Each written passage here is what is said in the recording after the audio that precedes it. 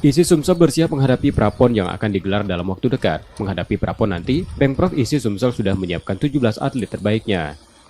Ini yang sampai dengan sekarang, tapi ini bukan berarti tidak akan ada penambahan atau pengurangan. Itu kita sudah menyiapkan 17 atlet putra dan putri. Tapi sekali lagi saya sampaikan ini baru seleksi awal. Seleksi awal ini berdasarkan database yang ada di kita, atlet-atlet yang berprestasi, yang mereka yang mengikuti lomba-lomba, ini kita data. Nanti mereka inilah nanti yang akan kita coba laksanakan TC terpusat di Kota Lubuk Linggau dan akan kita seleksi lagi.